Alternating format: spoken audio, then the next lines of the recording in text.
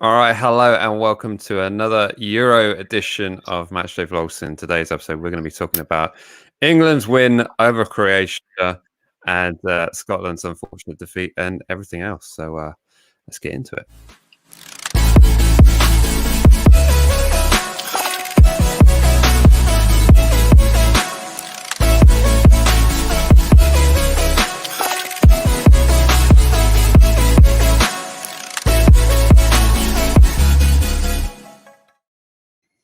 All right. How are we feeling, Jack? After the first time England have won in an opening fixture of an international competition, as far as I'm aware. If anyone wants to correct me on that. But before we jump into the England win at the weekend, please be sure to smash that like button and hit subscribe if you're new to the channel.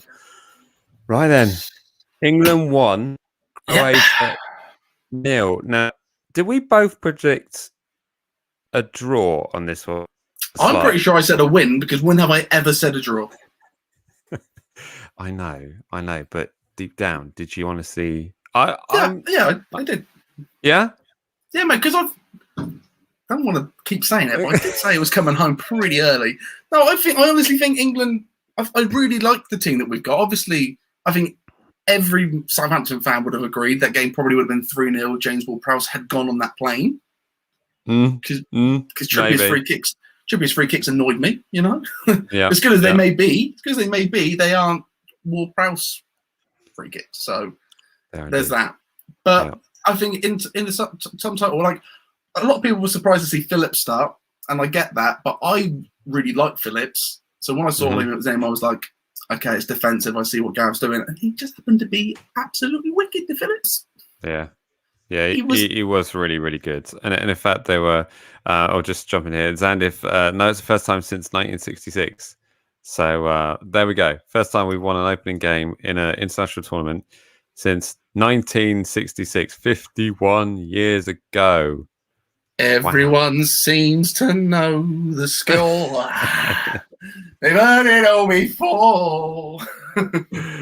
Oh, madness. Absolute madness. So, wow, how exciting. How exciting. If I got that right, 51 years, or is it 46? 46, isn't it? Are you challenging me to do maths? 45. Because who cares? Who cares? Stop making us look stupid. It's been a while. Since many years. Since many, many years. Mate, I don't even think I've had to write the date this year. Like, that's how far I'm into it. What year even is this? Yeah. We got a header above up there that says it's a certain year. That is absolutely because they deleted the font, wasn't it? That is it. Job done. Delete font. What? Needs to be 2021 now. I reckon so. Zandis jumped in with a calculator. Thank you, mate. There we go. 55 years. I was right. There we go. Good. Such a modest thing to say. I was right. Move on. But no, I was impressed with the result for two reasons. I mean, I thought it was a predictable, to a certain extent, a predictable first half in the sense that we looked pretty strong, and we had a couple of decent chances. I think Foden hit the post as well, but it looked really confident. And I think there's been a lot of talk amongst the camp that this squad is fearless, and you kind of saw that in the display. It was Yeah, when I see the squad, I think what I love about this Euro so far is the amount of social media work that they're doing. Because I'm loving watching these diary rooms that they're doing, seeing the boys like talk. I think there's such a togetherness in that squad. They really do they actually seem like a squad rather than a team that we've had to just glue together. They seem to be really, really getting on. Yeah, and I think you can definitely see that on the pitch. Honestly, when Foden hit the post, I did jump out my. I know everyone's talking about his haircut and Gaza and stuff, but when you see him bombing down the wing and he's got like that blonde, it does look a bit like Gaza. You know what I mean? So you're like, oh, this looks great. So he really got me excited. I think like everyone, when we saw Trippier on the left hand side, it was like, what's going on?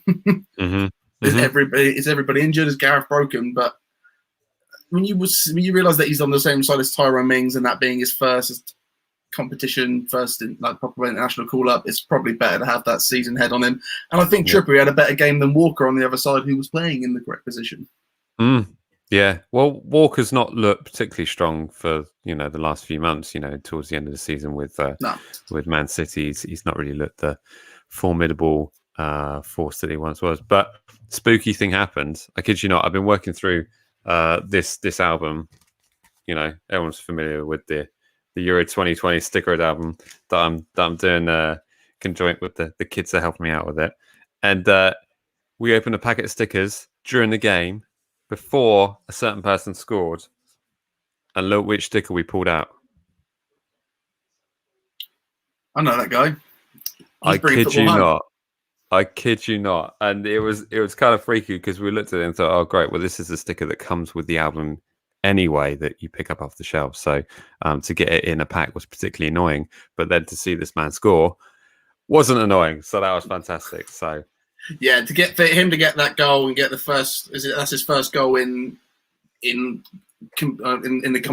competition with England, isn't it? That's his first competitive goal. Goal. That's what you want to call it. So yeah, it's great for him to get that off. I think Gareth Southgate's persistence to put him in the team kind of puts a spotlight on Sterling of this is your chance to step up and be that guy. He's got a lot of weight in his shoulders, and for him to get that goal, you saw what it meant to him when he went reeling off. You saw Mason Mount right behind him doing the exact same thing. I think there's just players in that squad that this really means that to them. And the really weird thing is that they've never had a team in their time that have done it. Like a lot of these players weren't born for 96 games. Yeah, like I'm 94. I have offset vague memories, but I remember the two after that very, very well. So it's crazy that they I wasn't even born. So it's crazy that for their generation they're the team that's doing it, and I think that's wicked. Yeah, absolutely. No, it's definitely an iconic thing. But in terms of other performances on the day, anyone else stand out for you? I thought Harry Kane was out of position quite a bit, but that's something I feel will improve over time. I tend to not be able to judge Harry Kane on one game. He seems to need a couple to convince me. So that was that. I thought Pickford was really, really good. Didn't have a lot to deal with, but when he was just claiming balls, grabbing them out of the air, falling on the floor, wasting time, he was doing all the right stuff. It was Pickford in the past. I guess you can, especially in the season, he's kind of reckless and he's a little bit free-willed and kind of doing what he wants. But I feel like he's kind of got a head on him. And that game for me was like, yeah, Pickford's our man. Pickford will be all right this competition. Doing stuff like that. You go into competition before and it always seems like there's a keeper mistake in England. And but that sort of performance is like, he's on it. He's here, he's on it. Everyone just seemed honestly. Everyone looked really good. Yeah, absolutely. I mean, I think it would have been nice to get a few more goals, but as we said in the previous show, this tournament's going to be won on not conceding. I think if you can get through a group game without conceding, of course, the least you're going to get is a point. But more often than not, you might nick a goal, and it's going to make all the difference. So, maybe not one for a golden boot, but yeah, I think that's my golden boot out the window. I think he needed to score at least once in the first game for me to really sort of think he's going to do it. What, Harry Kane? Yeah, Harry Kane. But but I still might step up in the next games. I don't think it's unless he just absolutely batters Scotland. Well, you only need to score 4 goals to get golden boot in the tournament, don't you? I guess so. Yeah, but I guess so. And we are going all the way, so he's going to have enough games. So that's fine. Plenty of time. Plenty of time. I just the set pieces improve a little bit. I think the set pieces just slightly off. Yeah, particularly poor, but someone made a point to me. It's like probably wouldn't have been guaranteed starting 11 on the first game, so it's not like. And I was thinking, well, you got 5 subs, you could get a free kick, immediately sub him on, and then who knows? But that's the only other point. And that was nice. Like when I was watching the first half, I was like, he needs to make this change. He probably needs to do this and this. He didn't do them because he stuck with it. And I'm not Gareth Southgate, so it's the fact that he kind of has the freedom to do that. If he was on a game where he's like both the fullbacks are terrible, I could take them both off and put other ones on. Like if Walker and Trippier really weren't doing what they're meant to be doing, he could be like, bring them off, and I've still got my normal 3 subs. So it's absolutely good stuff. And any surprised by the Scotland result? Obviously, Shea Adams didn't start for Scotland, which I understand Steve Clarke was talking about some systems that he was trying out, and Adams picked up a knock or something like that. But I don't know. It looked overrun to me. I was surprised to not see him start, and I think he made it. It's annoying because he made an instant impact when he came on the pitch. Scotland's attacks seemed to be a bit more fruitful as soon as he came on. They got the second. So, unfortunate. I think Armstrong had a decent game. I think he probably had Scotland's best chance with that shot from the outside of the box, doing what he does best. Yeah.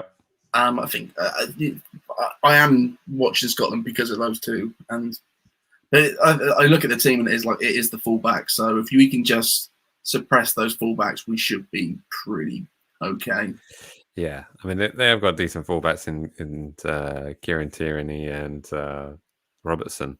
I mean, they're a real shame that at this moment that Trent had such a poor season, because it would have been great to have seen that game with Trent and Robbo on that side. That would have been really entertaining. Knowing each other's weaknesses, but and again over at Hampden Park, we probably saw the goal of the tournament already. My goodness, I mean the goalkeeper was effectively on the halfway line, but wow, what a goal! Wrapped up in that net. Are you one of those people that wants to see the home nations do well? I mean, excluding Friday night against obviously Scotland. Obviously England at the forefront, so that whatever happens, that's silly to say. I want anything else to happen, but no, I was really supporting Wales earlier on tonight. Same. I really wanted to get through. I was really supporting Scotland in that game because obviously I think it helps that Scotland have got Shea and they've got Stu. Mm-hmm. So same reason Poland and Denmark. I'm like, the boys are here. Yeah. So they have that factor. But no, I do want to see the home nations go through. I think it's a little sign of dominance, in my opinion.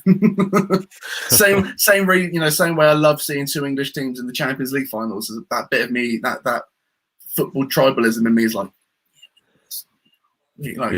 yeah, absolutely. No, it would be great to see all the the home nations progress. If that's, I'm not sure if that's even possible now, really, is it? Because it's depending on what happens to Croatia and but it's the three teams go through, isn't it? So they true. Should make it. I can't see them not.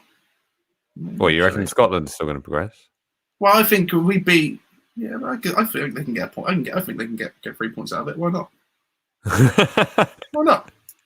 What, Scotland can get 3 points out of Croatia? Yeah, sure, absolutely. They're all man. Shea Adams busting down the middle. He's going to outpace all of them. Did you? Oh, by the way, did you see Mbappe absolutely just tearing apart the German defense last night, making them look like senior citizens? It was an absolute disgrace. I did, and it almost feels like they haven't really gotten out of first gear yet. I mean, you could look at last night's performance and say, okay, it was only 1-0 and they didn't even score a goal. It was an own goal in the end, but the amount of pressure that they were putting on. But when you look at Pogba and Griezmann and Mbappe and it just Rabiot and all the lights together, they just look fantastic. So yeah, definitely one to watch. I think the thing I did take away from that game, I might change my opinion, obviously, when they get a bit more informed playing with it. But obviously, there are 2 goals scratched offside. So I feel like if we can keep that line at the back really steady, that will really play into sort of our hands. Yeah. The Premier League boys' hands will know how to play that line. Do you know what I mean? So I think that'd be really helpful. But no, Mbappe was just crazy. Pogba is a completely different player when he's not playing for Man United, apparently. How that's happened, I don't know. I think Ollie must be watching this going, it must be me then. It must be me. Yeah. As much as I don't mind Ollie, I think that's he must be going, this is my problem. Texting Pogba going, how much do you hate me? Seriously. I mean, why don't you do this for But there are other players Dan James for Wales today, really busting the line. He has that pace the entire game. I get that he's not the guy for United, but I was amazed. Maybe you don't get to see more of him.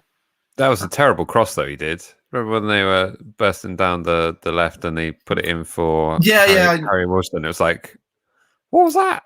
I don't know. I think that was probably Harry Wilson. Maybe if he was took a little pace off his run and he was a bit further back, it would have gone to him. It's just that Dan James running that speed, you've got to try and keep up with him. But I feel he also knows that you might not be able to, so he might pump it a little bit harder just so he makes sure it gets. I think he had a good game for me, Dan James. Yeah. The rumour mill has gone away that he's coming to Southampton, but I wouldn't mind him if Minamino's not coming. That's for the next show. That's for the next show. It's the next show, absolutely. Quick question from David. Welcome to the show. Hi guys, what time's kickoff on Friday? It is 8 p.m. 8 p.m. And I'm hoping it's going to be a little bit overcast, so I can get the big screen out the front of the house. And I reckon it'll be definitely overcast. It's whether it stays dry. That'd be the one. That'd be the one. So 8 p.m. on Friday. So whilst we'll be forced onto that, let's what score prediction for Friday? I am going to say, I'm going to say 2-0 England. Ooh. I don't see Scotland scoring. That's a really sensible answer. Yeah. Sorry, hold on. 4-0 England, 5-0 England, 9-0 England, whatever you want. We're going to score loads of goals. No, I like that. I like that because now my prediction looks outlandish, and I'm not used to being on that side of it. I'm going to go 4-0 England win. Here we go. Yeah. You going to give me the goal scorers? Yes. Harry Kane with a brace. Love that. Need that for the dream team. Foden. Need it. Yep, I'd love to see that. And something really wacky. Calvin Phillips. I think we'd all like that. A 45-yard screamer. Maybe not a screamer, but yeah. Do you think it come like? Do you remember the one that we all remember? Joe Cole's goal versus Sweden. That's what I'm picturing. Yeah. That would drops to him the edge outside the box. He goes. I might watch that in a minute. I want Phil Foden to do exactly what Gaza did against Scotland. I want literally him to loop the ball over the defender and then volley it with the opposing foot. Here's the question: if Foden and then scores, do the dentist chair. Will they do the dentist chair? Yeah. Do you think he'd do it? Do you think he'd do it? I think for the memes, I think it would be absolutely hilarious. Well, if you're going to go to the effort getting a haircut, at least do the dentist chair when you score. I mean, absolutely. As a nation, we just love Gaza, don't we? Yeah. We just want them to be all right. We just want you to be all right, Gaza. We love you so much. Yeah. See, my earliest football memory is probably going to age me a bit here, but my earliest football memory is Italia '90. That was me. That was everything. And literally, I said that's me. That's me. Italy have scored. Wow, that was spooky. Italia '90, and they go and get a goal. No way! It's not Chiellini. It is the oldest Italian player just scored. Is he the one that headbutted Zidane? Have I got that right? Zidane headbutted him. I'm pretty sure. Yeah. Pretty sure. Yeah. Sure. Yeah. Why not? Why not? Mad. So look at this goal. Which is crazy because the game before that was at the Olympic Stadium in Germany, and that's where that happened. Wow. Spooky stuff. Spooky stuff. Yeah. All of this, do you know what all that means? All this coming together, all these things that you're... It's just come on. So there we go. You going with 2-0? And I'm going to go with 2-0. Okay. 2-0. Harry Kane, Brace, Phil Foden, and Calvin Phillips. Love it. Love what you're about. All of these channels will love me for that. A question here from David. What changes would you make to face Scotland? I think he might mix up the team. I think he might mix it up. I think we might see Grealish on the pitch. For who, though? Well, this is the thing. It might mean that, yeah, for who? That's the thing. Like, it's like, do you take Sterling out? Like, you played in this game, he scored that goal. Like, part of me would be like, I would like Sancho to start, or I would like Grealish to start, and all the players I'm sort of thinking about probably means we've got to take Sterling out of the squad. So, but do you take him out? Probably not. Probably not. I probably wouldn't change that much, to be fair. What I might do is swap Trippier for on for Kyle Walker's side, and then start Luke Shaw. That might be something I would like to see. Yep. Now that we know Mings is up to the task, let's get Shaw on the side. I I honestly think Shaw was probably the best left back in the league this year. Mm. So Yeah, I don't disagree with that at all. Bizarre warm-up routine, but so I think he might start the same 11. I mean, look, he probably. can make 5 substitutions, so that's a lot of changes you can make to freshen up the squad, and perhaps give someone a bit of a rest before the Tuesday game against Czech. I mean, even listening to the way I'm talking about it, I'm kind of like giving discredit to Scotland to think this is an easy win for us. But that's what I mean. It's not like something like when we played Colombia, where you could probably change a few people and mix it about a bit. I think it's really going to be really competitive. Scotland are going to go for it, and they will want it. Scotland would love, even if they don't make it through, that if they could get a win over England, that would be pretty big for them. They would love that. They would lord it over us. I don't actually see, like, I've seen it a lot today. I didn't even know there was really that much of a rivalry. I just think, Scotland, home nations, but apparently up there they really want to beat us. apparently that's the thing. Well, it's great that we can play them in an international tournament. Exactly. So that in itself, it's football's one in that regard, and it's great to have that they were able to be qualified. But yeah, I don't really understand the hate, but this could go back eons, really. But there we go. Any other highlights of the tournament so far? What's your game of the tournament so far? What's my game of the tournament so far? It sounds funny, but I know it's probably just because it's recently in my mind, but I really enjoyed the Wales game. It was really, really, really back and forth. I don't know what I did enjoy France Germany last night. Annoyingly, I've missed the kind of a couple of the more exciting ones. But I don't know what purely because So I mean, obviously the England game was the best game, but I will say I really enjoyed Germany. France last night because I watched it with my grandmother and she got proper into it, bless her. So go on, man. There's plenty of talented footballers to watch for that game. No, my game so far has been the Netherlands-Ukraine. That's an absolutely mad game. Netherlands going 2-0 up and then drawing 2-2 and then getting a third winner. It was absolute chaos. Absolutely. That was the game that I missed. That is game that I missed. I felt bad for Hungary last night. I felt they dealt with the pressure for 80 minutes so well. And then Ronaldo happened. They got Ronaldo'd. I mean, what a record to get. I mean, he scored in 5 championships now? Yeah. It's absolutely insane. I mean, I'm sorry, but it's 2004 the first one. That must be the first one, right? Yeah, I would guess so. Yeah, he was like that. I think that's probably the first time I cried watching football. I remember being absolutely livid and just like trying to proper just. That's the one we got Rooney sent off, wasn't it? Yeah, that's probably the first time like I openly swore in front of my mum aggressively, and she had to be like, "He's right, but no." Oh, yeah, but it's absolutely mad. I mean, for me, greatest player of all time, Ronaldo. So the other day, I was talking to a friend of mine about the best players that you've seen play live, and I was like, "Oh well, I remember Southampton beating United 1-0 in 2004, and I think Keane and Van Nistelrooy played, and there was probably some good players in that team." And I looked it up, and Ronaldo came on as a sub in the 67th minute. So I've seen Southampton beat Ronaldo. Wow! So he ain't that good because he can't do it at St Mary's. But what a life lesson, Well, that's what put that in your CV. He took that away from. He took that home with him. He saw James Beattie that day, and he was like, "Wow, this is what I need to be."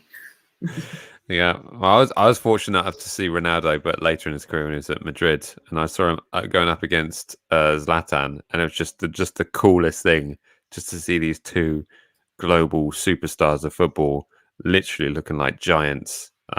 Even though I was in row treble Z up in the stars, but they just looked epic. Everything they did, their movement. You saw him post fixing his teeth, and I saw ugly Ronaldo. You saw pretty Ronaldo, curly hair and all that kind of stuff. Yeah, that's the one. That's the guy I saw. No, I said that lifelong Nike deal. Ronaldo. Probably, do you reckon, the biggest player that we've seen whilst we've been doing matchday vlogs? Who's the one that tops the charts? Hazard's up there. Aguero. Yeah. I mean, we saw that. We've seen a few City teams over the past few years. There's probably some bouters in there. Yeah. Cool, Italy have scored. The other goal was disallowed, by the way. Handball. Oh, okay. Italy have scored again. It's a big question now. I've said it, isn't it? Probably Benteke. Now we're saying it. Benteke. No, I'm going to go with Eden Hazard, actually. I think I remember Hazard? seeing a few Chelsea performances with him in the side and just thinking, oh my goodness, he's phenomenal. Salah as well. Yeah, I'm about to say Salah, Mane, Van Dijk, all those players. Even though we saw them the other way around, but I think you've definitely seen them play. I think Van Dijk will be one of them. That's the thing you have to take in as a Southampton fan sometimes when you're watching them play live. This is really hard, but look at these great players I get to watch. I will always remember Patrick Bamford mugging me off, and yes, I have just put Patrick Bamford in a very high category, but you know. There we go. Well, to finish off here, let's answer David's questions. Who's our favourite to win the tournament after what we've seen so far? Yeah, job done. 3 lines on a shirt. I think in answer to that, you can't rule out France because they got a lot in there in the bag. But no, I'm pretty impressed with what we've seen by England so far. So, can we just quickly say how good Kante was against Germany? He was unreal. He was good. Yeah, he was good. Oh, it's another great player he plays for France. It's I not know. fair. It's not fair. There should be UEFA need to get involved, and there should be some kind of FIFA fair play rule that they should be able to say that. I know French national, but they're all quite expensive players, and really, there's no way you put this team together on FIFA, even with any budget. So, stop it. Oh, I can't with the way I play, man. I'm great at budget. Was kid. Mike's recently got FIFA, guys, and apparently he's not had a fun time. Well, no, I just did the 500 million budget at the start of the management series, and I bought Haaland for Saints. It's great. It's really good. It's really good. Oh, so you're going to use it? You're going to use it like therapy. So you're going to use it as we play bad song. You're going to smash people with my Super Southampton team. Whereas I sit there pretending I'm Ralph, going, "How do I fix this with the budget I've got?" Do you know what? I still couldn't sell Redmond though.